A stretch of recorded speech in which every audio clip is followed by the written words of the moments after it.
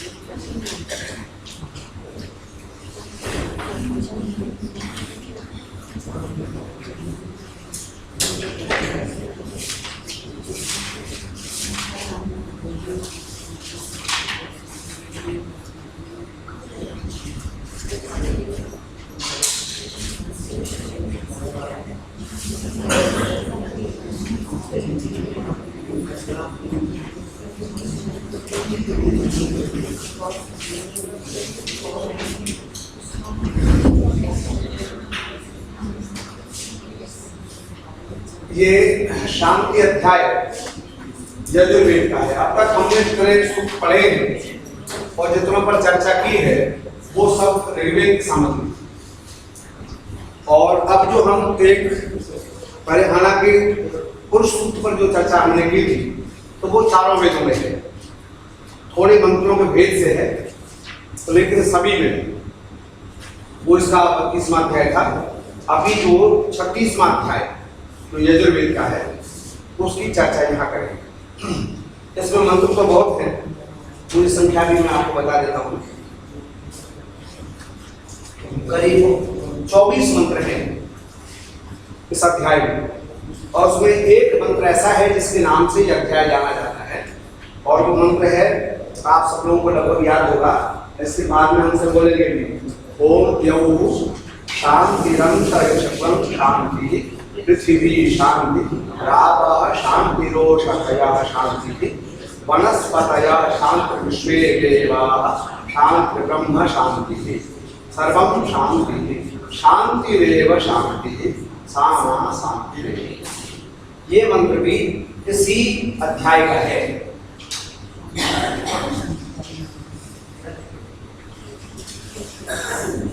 और मंत्र भी इसमें इसी प्रकार के हैं।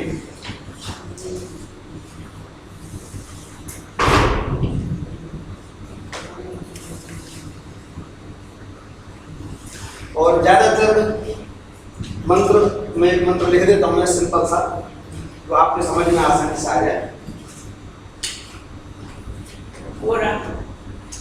पन्ने के नीचे आप के नीचे एक पन्ने के नीचे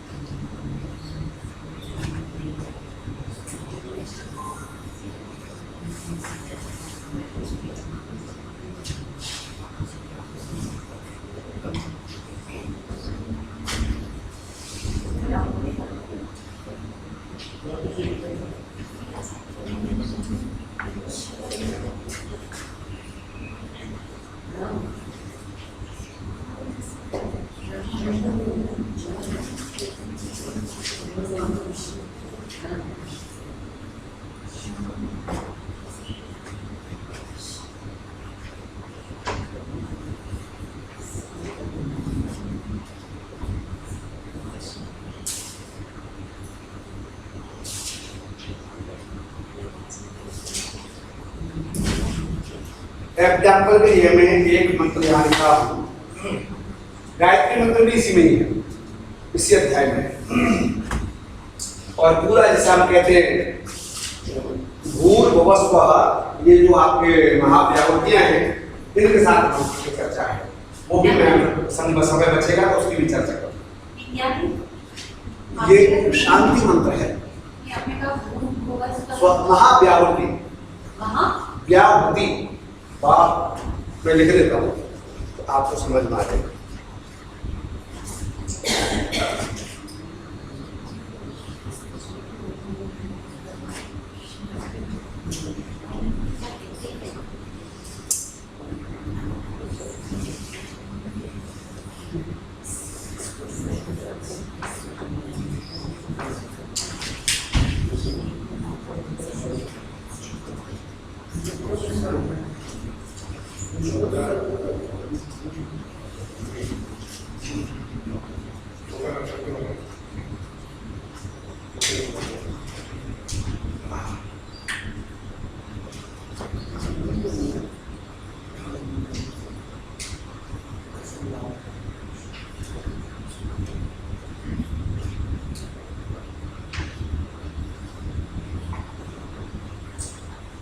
यही से शुरू कर लेते हैं ताकि आपको सुविधा हो जाए और समझ में।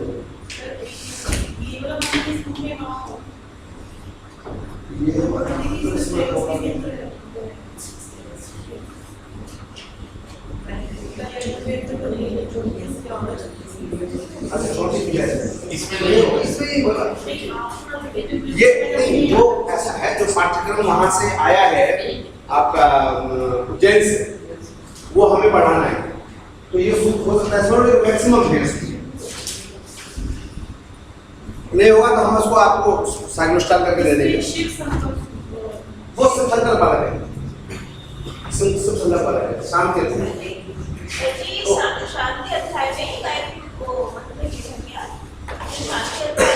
ये शांति देगा, ये भी शांति देगा। अब वो क्यों है वो वही तो तय करना है आपको। अभी हम शुरू नहीं हुए, आपको प्रश्न पहले बताओ, पहले बात सुन लो उसके बाद। ये जो गायत्री मंत्र है, पहले इसके विषय में थोड़ी थोड़ी जानकारी दी, क्योंकि बहुत प्रसिद्ध है, हर हिंदू कम से कम इतना तो बोलता ही है, गायत्री मंत्र तो आता ही है सबको। और ये शांति अध्याय का मंत्र है इसमें, और कमाल की बात यह है कि सब चारों वेदों में मंत्र है, और ये है तत्सवितुर्वरेण्यं भर्गो देवस्य धीमहि धियो यो नः प्रचोदयात्। इसका नाम है गायत्री मंत्र।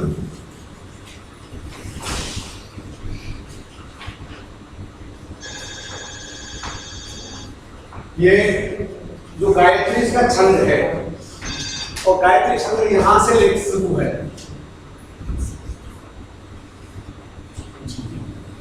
ये त्रिपदा गायत्री है, त्रि का पदा मतलब तीन पद है इसमें। तत्सवितुर्वरेण्यं भर्गो देवस्य धीमहि धियो यो नः प्रचोदयात्, तीन पद है।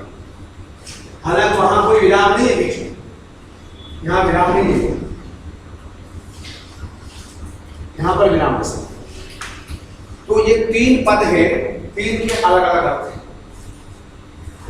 परंतु ये जो तीन शब्द हैं इनको कहते हैं महाव्यावृति।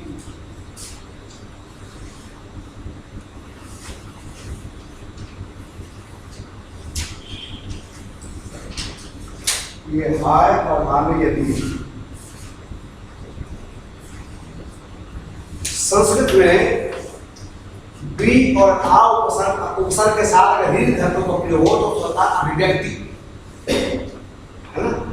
उपसर्ग से धातु का मतलब क्या है, जैसे हमने कहा ऋण धातु का मतलब हरति मन चुराता है, ऋण धातु का मतलब चुराना।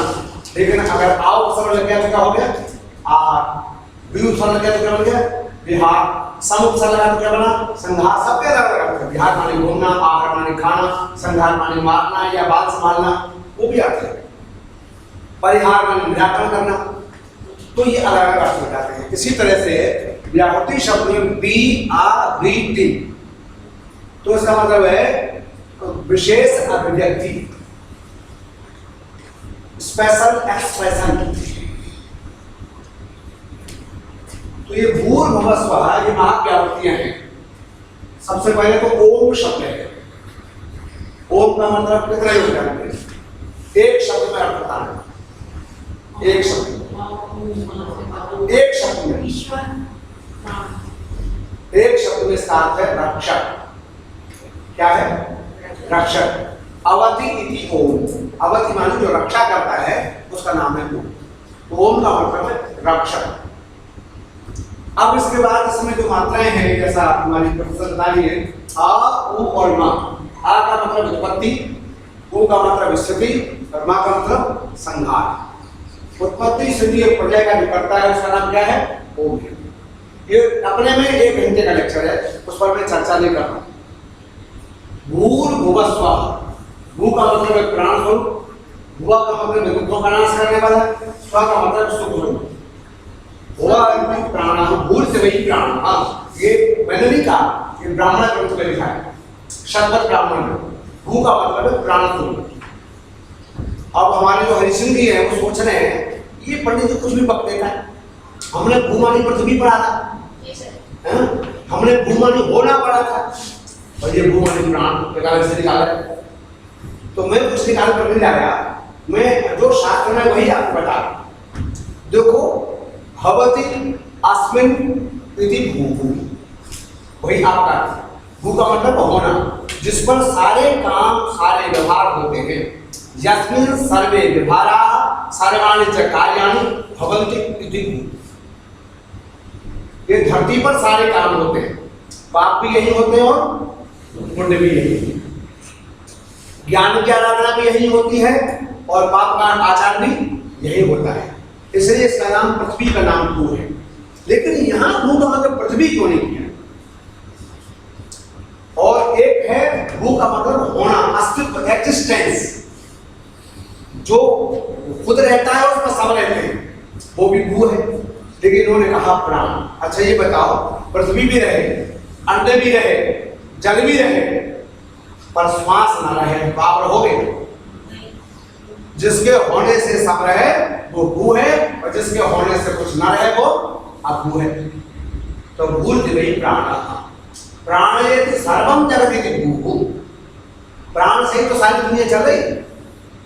आखिर जितने भी मनुष्य हैं, जितने भी जीव हैं, उन सबको दूसरे शब्दों में कहते प्राणी।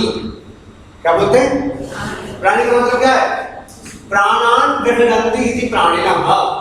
जो प्राणों को ग्रहण करते हैं वो कौन है? प्राणी ग्रहण।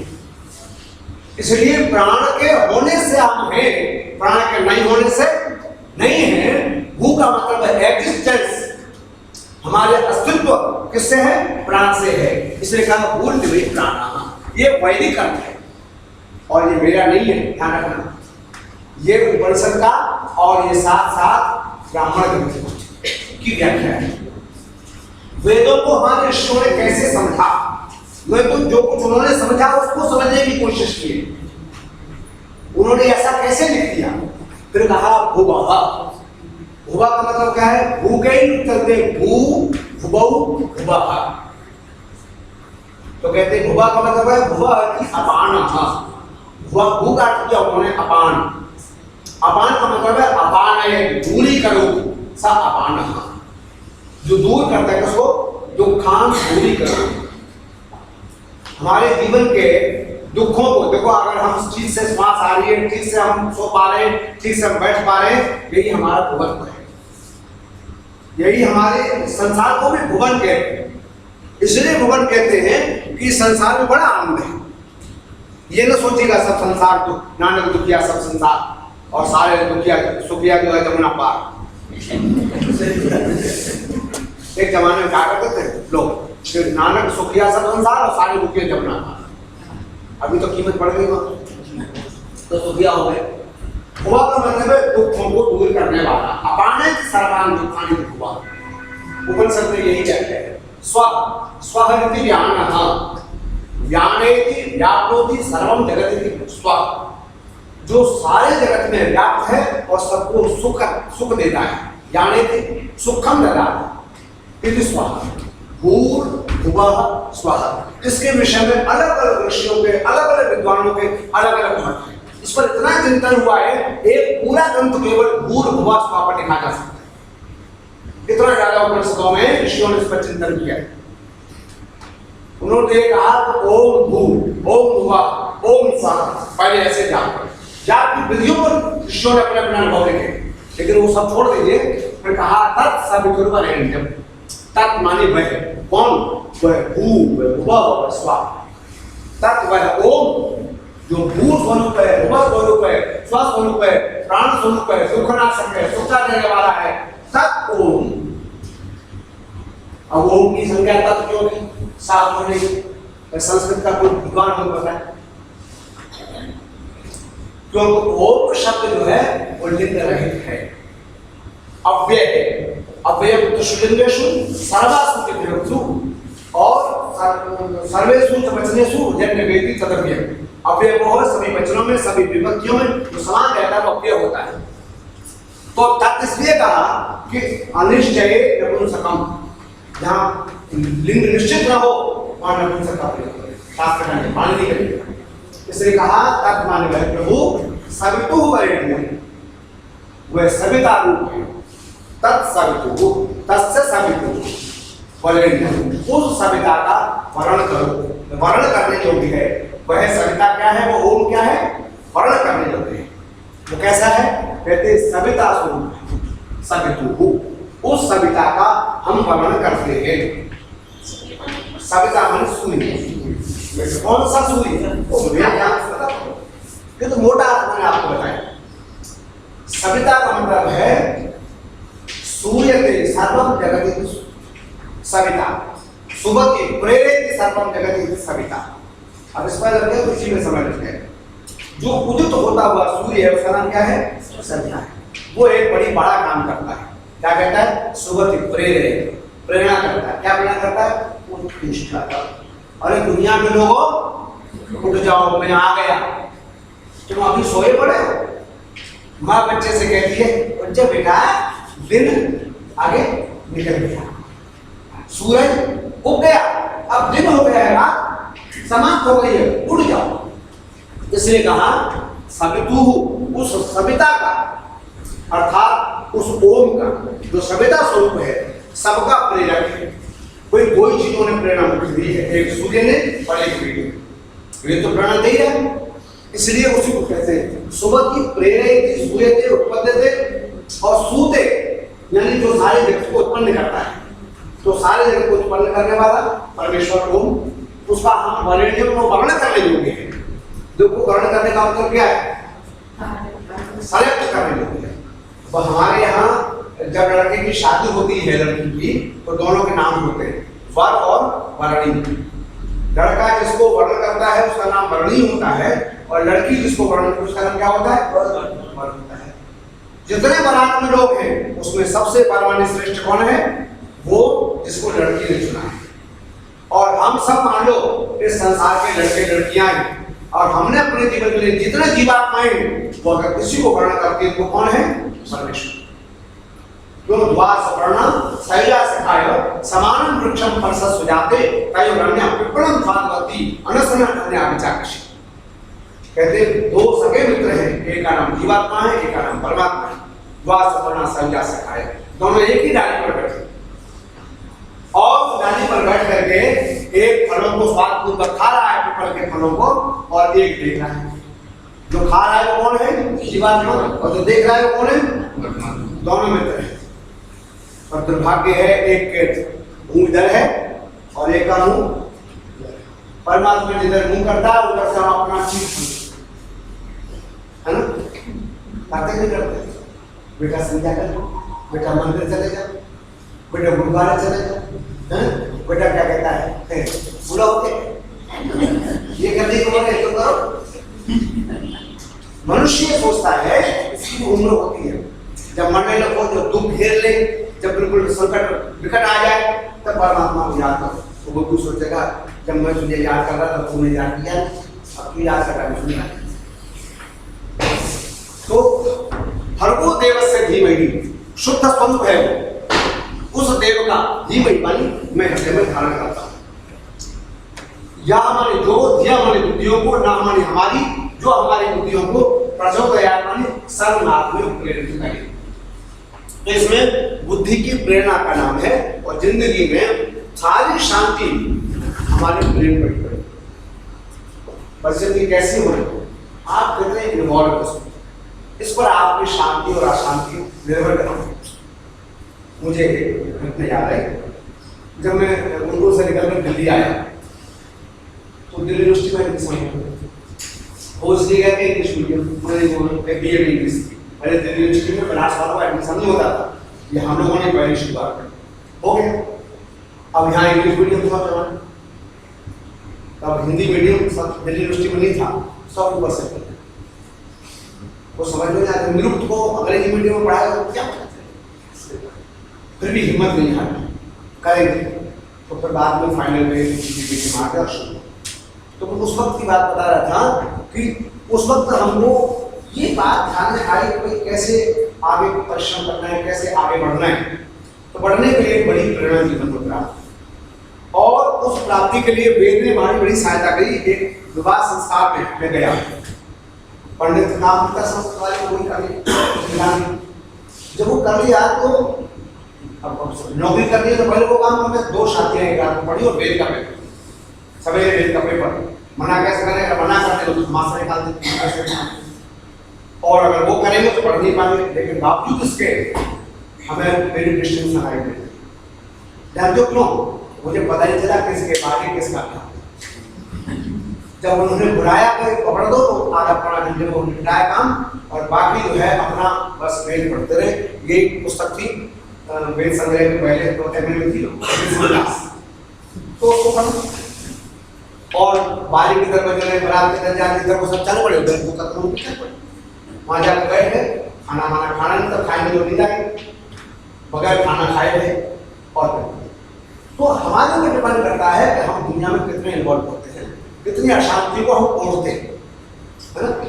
हमारे बच्चे की परेशानी हमने ओढ़ ली, हमारे पड़ोसी की परेशानी हमने ओढ़ ली, तो उसका बोलो तो परेशानी होगी। और अगर आप अपने को हर बसर को चाहिए दुनिया में रहना किस तरह, जिस तरह तालाब में खिलता हुआ रहता है ना। कमल कीचड़ में रहता है, तालाब में ही रहता है, पर पानी की बूंद उसके पत्ते को, उसके फूल को छू दुनिया में रहना है। हमको रहने के लिए और कोई अलग से स्वर्ग तैयार नहीं होगा, कोई हेवन नहीं बनेगा। लेकिन तय बात है किसी दुनिया में हम संसार की वास्तविकता को कैसे समझेंगे, कैसे अपने आप को सेव करेंगे, ये हमारे ऊपर डिपेंड करता है। इसलिए बुद्धि से हमने विचार किया और शांति का मूल्य प्राप्त हो। शुरू में ये मंत्र, अब जरा इस पर आते हैं।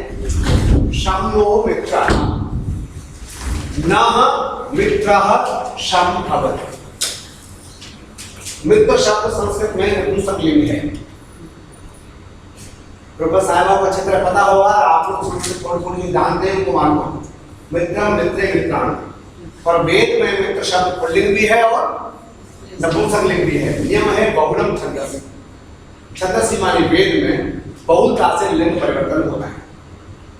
दूसरे कहा समलो मित्रः, सॉरी इसमें मैं वो लगाना भूल गया।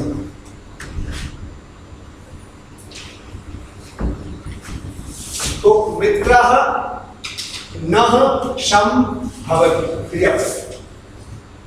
मित्र हमारा हमको शांति देने वाला। अभी मैंने थोड़ी देर पहले चर्चा की थी, मित्र नाम है सूर्य का। मित्र किसका नाम है? सूर्य। सूर्य हमें शांति देने वाला, और हमारे मित्र सारे सूर्य मित्र जो है, जो मित्र वो है जो हमारे समय पर मदद करता है। सूर्य से बड़ा और कोई मददगार हमारा जीवन में नहीं। सबसे मददगार कोई है तो कौन है? हमको जगाता भी है, हमको खिलाता भी है, हमारी ऊर्जा का केंद्र है, सारी शक्ति उसके पास है। और सच पूछो तो सारी जरूरतों को पूरे। आज से 50 साल पहले अखबार में न्यूज आई, न्यूज ये आई, उसमें लिखा था सावधान हिंदुस्तान के लोगों, दुनिया के लोगों, और नीचे लिखा था अगले 30 साल में पेट्रोलियम पदार्थ खत्म हो गए। समझ ना, ये सच की बात। और उस वक्त मुझे इतना याद है कि दिल्ली में किसी प्रकार होती थी, एक मोहल्ले में 1-2 होती थी। जब बहन कपूर जी बैठी है यहाँ, जब मुझे जाना होता था तो शंकर से लेकर वहां तक की गाड़ी की काली सी थी एम्बेसडर, वो खड़ी हुआ करती, सारे मकान में कोई गाड़ी नहीं। और अब एक एक मकान में 10-10 गाड़ी, और इतने व्हीकल्स का जवाब नहीं, पेट्रोल आदमी खत्म नहीं। अगर हो जाता तो क्या ये गाड़ियां चलती? अभी खत्म होने की स्थिति के लिए हमने विकल्प तैयार कर लिए हैं, और उस ऊर्जा का नाम है सौर ऊर्जा। जब तक सूर्य है तब तक दुनिया में ऊर्जा समाप्त करो नहीं हो सकती। और जब ये पता चल जाता उस वक्त 50 साल पहले सौर ऊर्जा का हम प्रयोग कर सकते हैं, तो मेरा ख्याल है ये शीर्षक उसी वक्त खत्म हो जाता। तो जब तक और सूर्य की कितनी ऊर्जा आप प्रयोग कर लो वो कभी समाप्त नहीं हो। अरे आप तो देख ही रहे हो इतनी ऊर्जा हम प्रयोग कर लेते हैं, बावजूद इसके सूर्य की जो ऊर्जा है, एनर्जी है, वो कभी खत्म नहीं होती। हर साल पता लगता है 50 साल का रिकॉर्ड टूट गया, टेम्परेचर इतना हाई चला, उसकी ऊर्जा बढ़ती जाती घटती। क्योंकि परमात्मा ने विषय में कहा है पूर्णमदः पूर्णमिदं पूर्णात् पूर्णमुदच्यते पूर्णस्य पूर्णमादाय पूर्णमेवावशिष्यते। उसके भंडार पूर्ण है, आपके तमाम इच्छाओं को पूर्ण करके भी वो सारा कुछ पूरा रहता है। इसलिए समनो मित्रः, वो सूर्य हमारा मित्र है, वो हमें शांति देने वाला, हमारी प्रॉब्लम्स को सॉल्व करने वाला हो। और एक और बात, जो हमारे मित्र हैं है ना, वो मित्र भी हमें शांति देने वाला। वैसे तो हमारा एक ही दोस्त है जो वक्त पे काम आता है और शाश्वत है। कौन बताओ? एक बहन जी घर में आई हुई थी। बहन जी आपको याद है? वो बहन जी आई हुई थी जो राजरा प्लेस पर रहती थी। उन्होंने कहा पंडित जी मैं तो अकेली नहीं गई। उनका बेटा भी है, बेटी भी है, और बेटी साथ आई थी लेकर के राजरा प्लेस में। सिंगल था, कौन सी बनाने माता जी का आई थी ना मुझे। इनकी एक बेटी आई 2-3 महीने पहले, ज्यादा पुरानी बात नहीं है। अच्छा। तो मैंने कहा आप अकेले कैसे हो सकते हैं, दुनिया में कोई अकेला नहीं है। तब उनको समझ में आया, बोले नहीं वो मेरा बेटा तो बाहर रहता है, बेटी बाहर रहती है, अब इस बेटी के पास में आके बस मैं अकेली हूँ। फिर आगे देखो, जब तक ईश्वर आपके साथ है आप कभी भी अकेले बोलो हम तो महसूस करते हैं। इसलिए कहा शंभो मित्र, वो हमारा जीवात्मा तो परमात्मा तो जीवात्मा का परम मित्र है, और वो आपके साथ है। और वो क्या है? बहुत शांति प्रद है, उसको कोई फर्क नहीं पड़ा। कृष्ण को लोगों ने क्यों भगवान कहा जानते हो? इसलिए इतने बड़े महाभारत के युद्ध में भी खुश नजर आता है, चेहरे पर फर्क ही नहीं। फर्क नहीं है तो लोगों ने सोचा ऐसा तो आदमी हो नहीं सकता, तो लोग मर रहे हैं, कट रहे हैं, बर्बाद हो रहा है, वैसे मुस्कुरा है ना। संसार में कुछ भी होना तो परिवर्तन, प्रलय हो या सृष्टि हो, लेकिन ईश्वर के चेहरे पर कोई फर्क नहीं। इसलिए कहा प्रभु तू ही मेरा सच्चा मित्र है, तू शांति दे, तेरे पास परम शांति है। और सूर्य के लिए है सम वरुण, और वरुण हमारे लिए शांति प्रदान करने वाला हो। वरुण का मतलब है वर्णीय।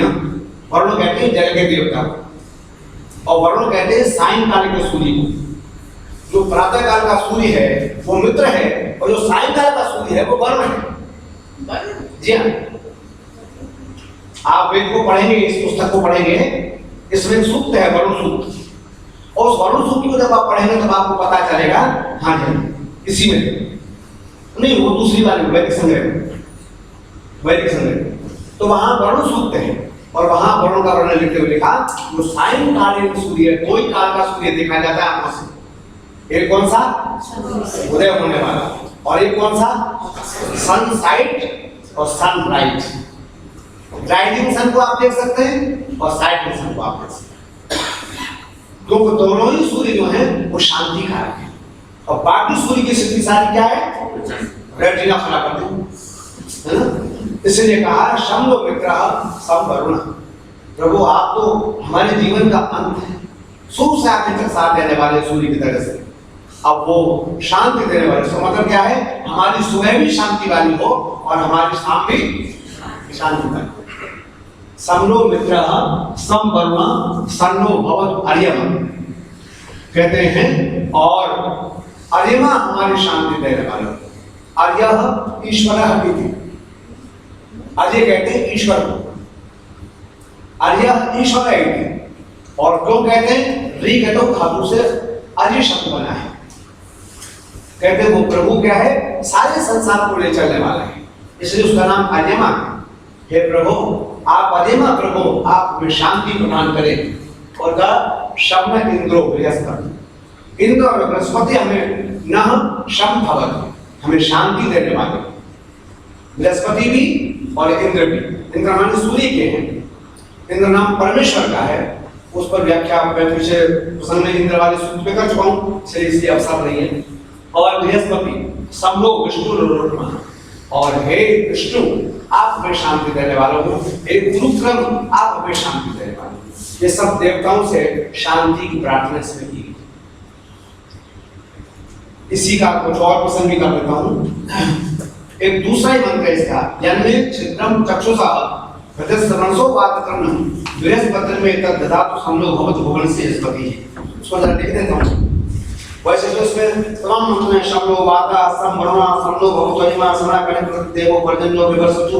बादल से प्रार्थना की गई, वायु से प्रार्थना की गई, सूर्य से प्रार्थना की गई, वो सब हमारे शांति देने वाले हैं। इस प्रसंग से हटकर एक दूसरा मंत्र है बहुत गजब का, वो मैं यहाँ लिख देता हूँ।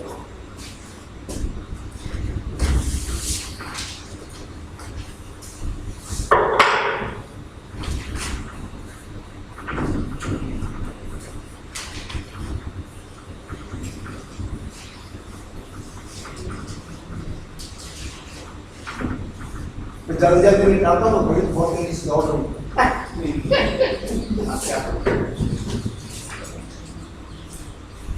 एक दूसरा ही मंत्र है सर आएगा।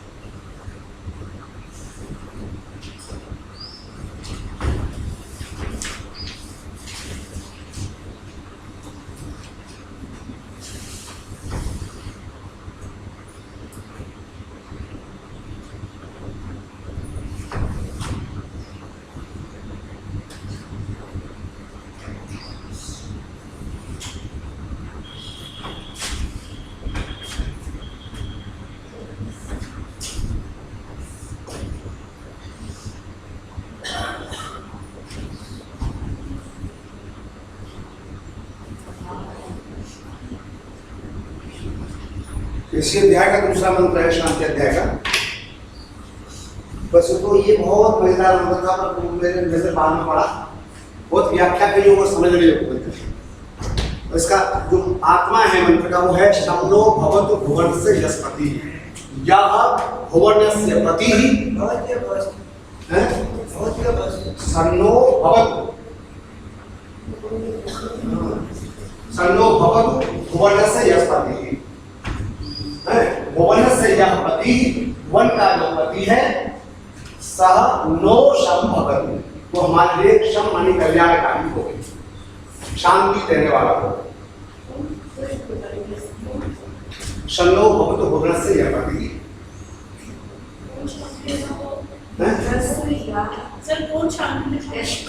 भुवन से यस्पति ही, जो भुवन का पति है।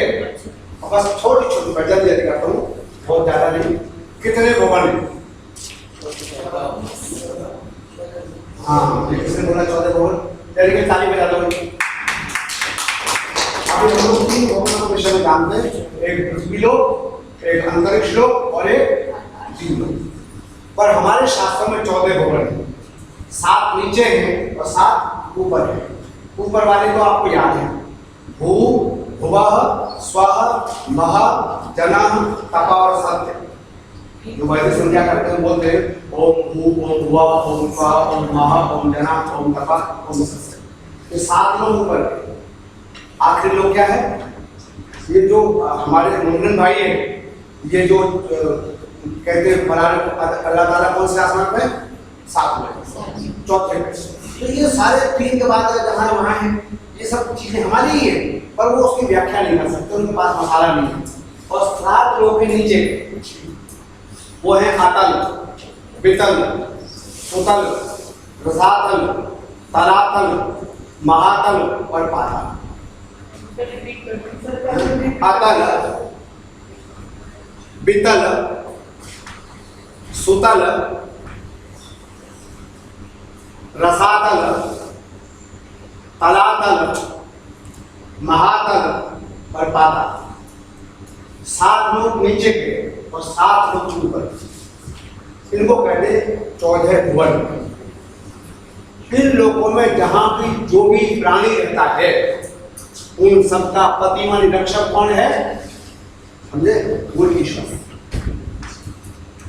वो कहते हैं 14 भुवनों में हमें शांति चाहिए, द्युलोक से लेकर के और पाताल लोक तक, हर लोक में जहां भी दुनिया है। समझे? पहले तो अमेरिका को पाताल लोक बोलते थे लोग,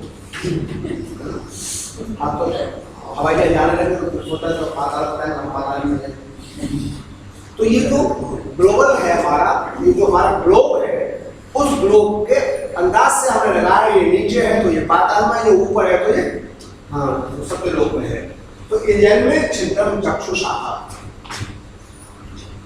कहते जो मेरी आंख में छिद्र है, दोष है। आंख में क्या दोष है? तो आंख में दोष है कि हम आंख से भूल लेते हैं दूसरे को, है ना, ये दोष है। दूसरा दोष ये है, ये तो बड़ा दोष नहीं है, ये छोटा दोष है। बड़ा दोष है कि आंख पा करके स्वाध्याय न करना, अनध्याय सबसे बड़ा दोष है। आंख आप भी केवल अध्ययन कर सकती है, बाकी किसी का अध्ययन आंख तो सबके पास है और आपसे अच्छी है कि नहीं? अच्छा, सुंदर से सुंदर महिला हो और उसमें सुंदर से सुंदर आंख हो, तो उसकी आंख की तुलना कैसे करते हैं? मृग नयनी, है ना, मृग के जैसे नयन वाली, क्या कहते हैं? मीनाक्षी, मीन की जैसी आंख तुम्हारी बढ़िया तो मृग की बढ़िया, सोचो उससे तुम्हारी तुलना कीजिए, तुमसे उसकी तुलना नहीं की। इसका मतलब वो तुलनीय है। इसलिए कहा हमारी आंख तब मूल्यवान है जब हमारी आंख से हम वेदांत शास्त्र पढ़ते हैं, और नहीं पढ़ते तो आंख क्या जन्मे चित्रम चक्षुषा, प्रभु मेरी आंख में जो छिद्र है उसे दूर कर। हृदय से मनसो आचरणम, और हृदय की या मन का जो दोष है, जो कमियां हैं, प्रभु आप उसे दूर करो। यत तृणम, जो अति हल्कापन है, अति तृणपन है, तो कहते हैं तिनका, तो तिनका जैसे उतना हल्का होता है। उसने लिखा चाणक्य ने, तृणम लघु तृणातूलम तूलादपि च याचना, तिनका बहुत हल्का होता है और उससे भी हल्की होती है रुई, है ना, और रुई से भी हल्का कोई होता है तो कौन है? मांगने वाला। मांगने वाला गाड़ी के आगे आया, आपने शीशा चढ़ाया, आगे तो बेचारे को भूल है ना, कौन उसकी बात सुनता है? इसलिए कहा जन्मे छिद्रम चक्षुषा, प्रभु मेरी आंख में, मेरे हृदय में और मेरे मन में जो भी हल्कापन है, जो भी कमी है, बृहस्पति में तब ददातु, वो बृहस्पति आप समय ज्यादा तो नहीं देता, किंतु बहुत मन था मेरा इस पर लंबी चर्चा कर। ऐसा कूद के माडल की तरह आ रहे था, तो विचार तो कह रहे कम से कम जाते जाते, पर समय ज्यादा तो नहीं दे रहा है। फिर भी एक चीज थोड़ी सी कर रहे हैं और केवल चक्षु की चर्चा करता हूँ, बाकी आप लोग पढ़ लीजिएगा। और ज्यादा करना है मेरी क्लास में आ जाना, मैं तो रोज इसी काम पे बैठा हूँ।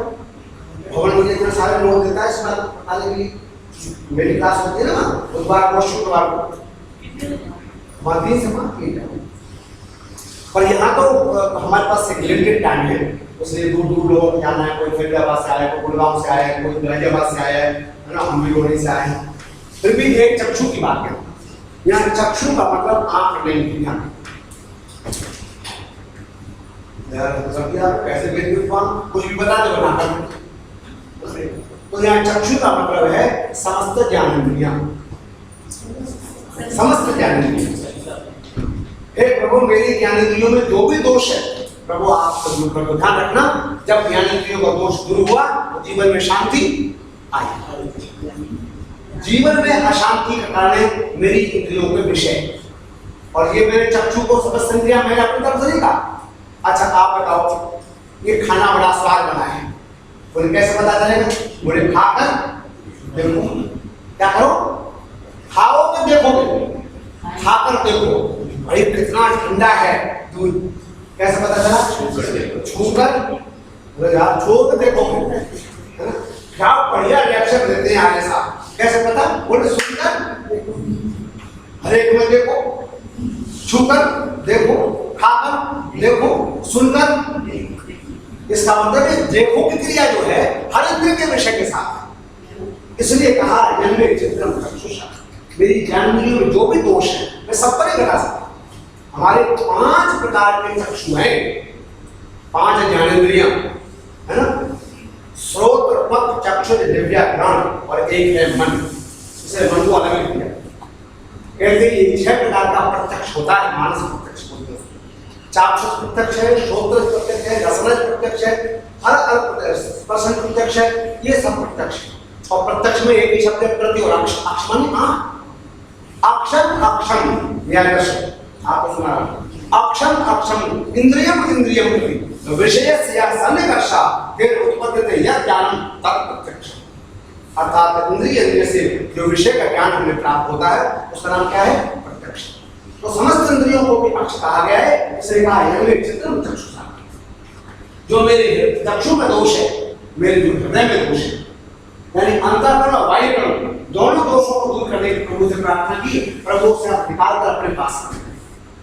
शब्द बहुत वनस्पति, फिर मेरी बात तो शांति ही शांति। लोग मुझे तो परमात्मा से मिलने में एक ही चीज अशांति पैदा कर रही है कि विकार नहीं पाना। ये विषयों के पर्दे हमको पकड़ पकड़ कर ले जाते हैं अपनी ओर।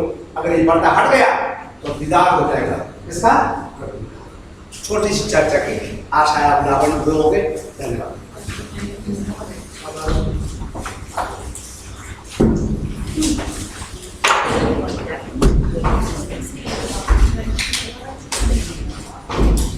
ज्यादा लंबी चर्चा करूँ तो पता है आप लोग क्या बोलेंगे, बात तो अच्छी है।